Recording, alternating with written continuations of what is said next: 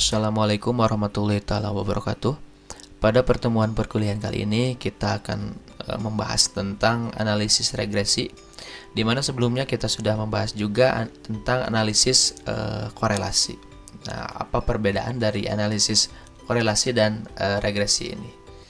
Nah, sebelumnya ya, analisis regresi dan korelasi itu menyatakan hubungan antara dua variabel atau lebih. Nah, yang analisis regresi itu menunjukkan kekuatan, ya, hubungan antara dua variabel atau lebih tersebut. Apakah kuat, apakah lemah, dan sebagainya. Ya, dilihatnya adalah kekuatan hubungan. Nah, sedangkan analisis regresi sendiri yaitu menunjukkan bentuk hubungannya antara dua variabel atau lebih tersebut, ya, nanti membentuk sebuah persamaan regresi. Ya, ini bentuk hubungannya seperti apa. Nah, untuk lebih jelasnya, di sini masih sama halnya dengan korelasi.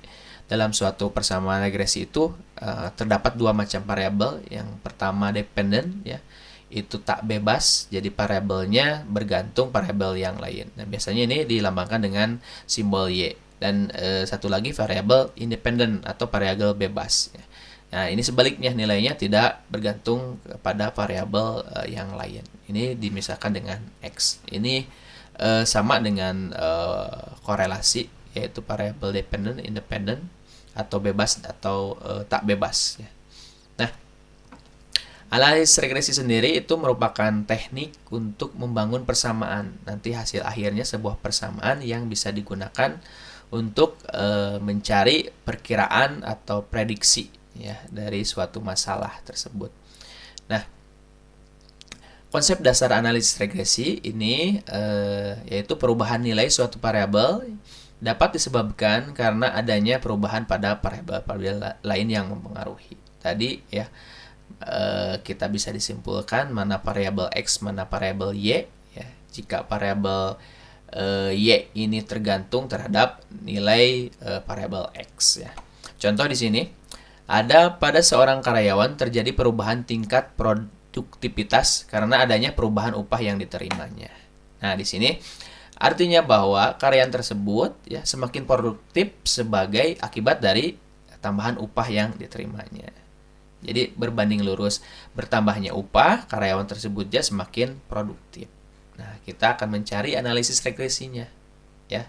Apakah bentuk persamaannya seperti apa? Nah, sehingga terjadi timbal balik atau sebab akibat dari adanya ini, contohnya, ya, dari adanya tambahan upah terhadap produktivitas karyawan.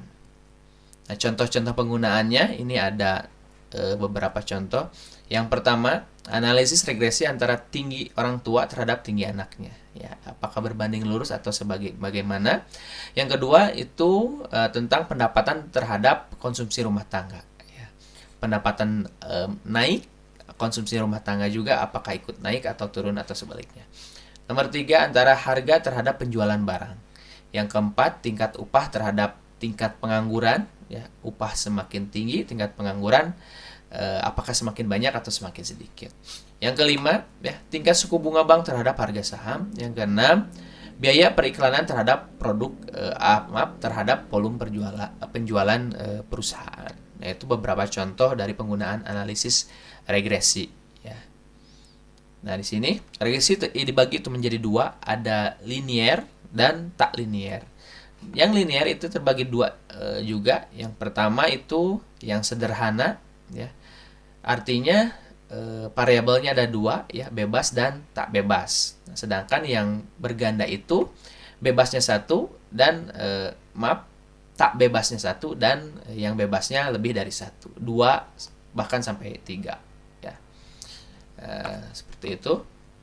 Nah, bagaimana untuk menganalisa regresi ini? Jadi langkah pertama itu dengan kita membuat diagram pencar, ya, menggambarkan titik-titik plot dari data yang diperoleh, ya, atau persebarannya seperti apa, ya.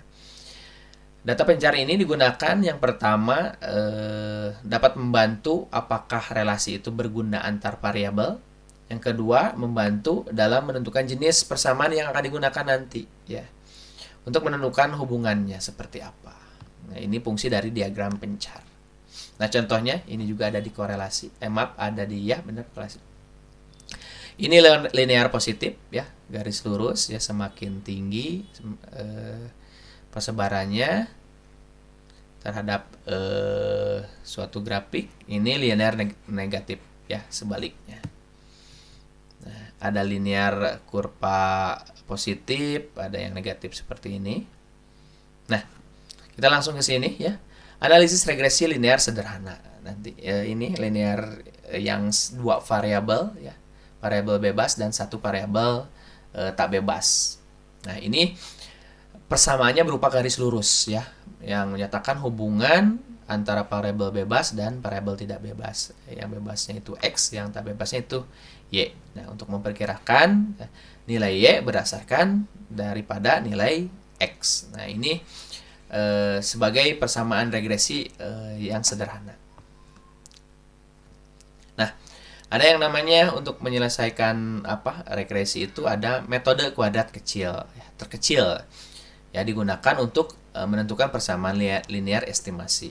Yang kedua, kriterianya ini dikenal dengan prinsip kuadrat kecil. Yang ketiga, prinsip pemilihan garis regresi ini dipilih garis yang mempunyai jumlah kuadrat deviasi nilai observasi Y terhadap nilai Y. Prediksinya yang minim ya, yang minimum, yang paling kecil sebagai garis regresi yang paling baik. Nah, ini adalah persamaan regresi estimasi. Jadi Y bar sama dengan A alfa tambah B kali X. Y barnya itu adalah estimasi Y berdasarkan X yang dipilih ya. A-nya itu adalah titik potong Y ya, sedangkan B-nya kemiringan garis. Nah, X-nya ini adalah sebarang nilai variabel bebas nanti yang akan dipilih ya. Setelah ketemu persamaannya, nanti X-nya kita bisa tentukan secara bebas sesuai pilihan kita. Nah, untuk mencari A dan B-nya, nah ini sini ada ya. Untuk mencari B di sini